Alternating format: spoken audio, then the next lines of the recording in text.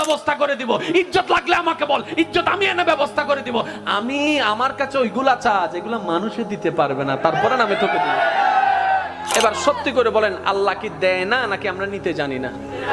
আমি সবার মুখ থেকে শুনতে চাই, আল্লাহ কি আসলেই দেয় না নাকি নিতে জানি না? আচ্ছা, যে আল্লাহকে আপনারা মানেন, এটা ওই আল্লাহ না যেটা ফেরাউনকে দিছিল? যারা দাঁড়ায় আছেন তারা একটু বলেন না, এই আল্লাহ ওইটা না যেটা নমরুদকে দিছিল? এই আল্লাহ ওইটা না যেটা আবু জাহেলকে দিছিল? এত বড় বড় বাটফাটদেরকে যদি আল্লাহ দিতে পারে, আপনার মতো মুসলমানকে কেন দিতে পারবে না?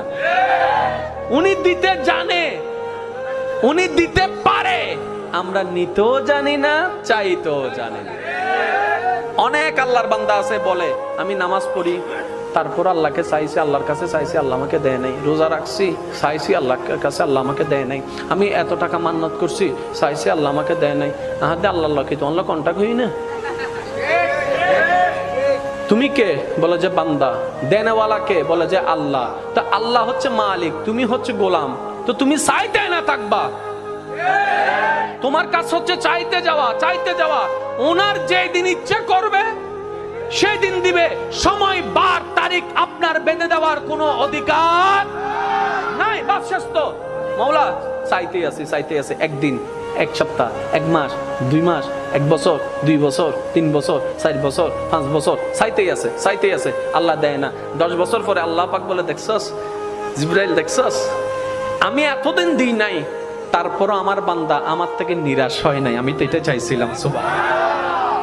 এখানেই তো প্রেম, এখানেই তো মহাব্বত। আপনি কি মনে করছেন আল্লাহ আপনার নামাজের জন্য বসে আছে?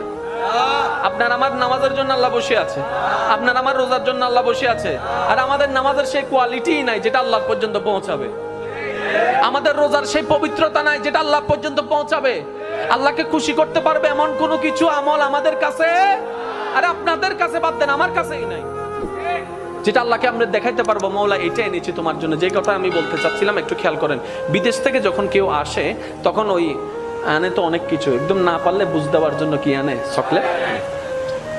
এটা হচ্ছে বিদেশ। হাসর হচ্ছে আমাদের আসল দেশ। যেদিন আমরা আল্লাহর কাছে ফিরে যাব, সেই দিন যদি আল্লাহ জিজ্ঞেস করে, বান্দা তোকে আমি 50-60 বছর একটা ভিসা দিছিলাম, বান্দা বলবে আল্লাহ দিছিলা।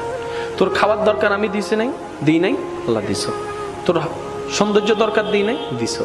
আল্লাহ বান্দা তোর সম্মান দরকার, আমি দিই নাই, আল্লাহ দিছো। তোর স্ত্রী পুত্র স্বামী দরকার, আমি দিই নাই, আল্লাহ দিছো। তোর যা দরকার সব আমি দিছি, তো আল্লাহ দিছো। এবার আল্লাহ যদি জিজ্ঞেস করে, ওই দুনিয়ার থেকে আসার সময় আমি আল্লাহর জন্য কি আনছো? একটা জিনিস তো আমার জন্য আনছোস নিশ্চয়, একটা জিনিস আমাকে দে। সেদিন আল্লাহকে কোন জিনিসটা দিবেন? নিজেকে প্রশ্ন করেন, উত্তর দেওয়ার দরকার নাই। নিজেকে প্রশ্ন করে দেখেন, দেখেন আপনার ব্রেনে বলছে কিচ্ছু নাই। সবাইকে প্রশ্ন করেন, কিচ্ছু? জোরে বলেন না, কিচ্ছু। আল্লাহকে যে দিতে পারবো, আল্লাহ আমি এটা আনছি। এখন আমরা সাহস করে নামাজটা দিতে চাচ্ছি, ওই শুক্রবারের 2 রাকাত ওইটা আর কি দিতে চাচ্ছি। আবার মনে মনে লজ্জা, আগে কোনো সুন্নত নাই, পরে কোনো সুন্নত নাই, এটা আবার কেমনে দিই, এটা আবার কেমনে দিই। এবার অনেকে ওয়াক্তিয়া নামাজ দিতে চাচ্ছে, আবার মনে মনে ভয় হচ্ছে, এই নামাজ না সেই নামাজ যেই নামাজের মধ্যে বাজারের হিসাব করেছিলাম, এই নামাজ না সেই নামাজ যেই নামাজের মধ্যে কত কিছু চিন্তা করছিলাম, এই নামাজটা তো আল্লাহকে দেওয়ার মতো কোয়ালিটি নাই। এবার অনেকে বলে যে তাহলে রমজানের রোজাগুলা দিই। এবার রোজা যখন দেওয়া শুরু করলাম, ফজরের নামাজ কজা, জোহরের নামাজ কজা, আসরের নামাজ কজা, রাতভর তারাবি চলছে, আমি আপনি বাইরে বাইরে ট ট ট ট ট ট, এদিকে রোজা, এদিকে বাটপারি, এদিকে রোজা, এদিকে চরিত্রের খারাপ। এটাও দেওয়া সম্ভব? এবার হজের বেলায় যখন আসলো, ওকে হজটা দিব কেমনে? হজ করে এসা একটা প্রোগ্রামে আমাকে দাওয়াত দিয়েছিল, আলহাজ না লেখার কারণে আমি সেই মাহফিলে যাই নাই। বলছিলাম 4 লাখ টাকা দিয়ে আলহাজ কিনে আনছি, আমাকে আলহাজ লেখো নাই, ওই মাহফিলে আমি যাব না। এবার বলে যে হজও দেওয়ার কোনো সুযোগ নাই। এবার আসলো জাকাতের বেলা। এবার জাকাতের বেলা যখন আসলো, বলে যে ছবি সারা জীবনে জাকাত দিই নাই।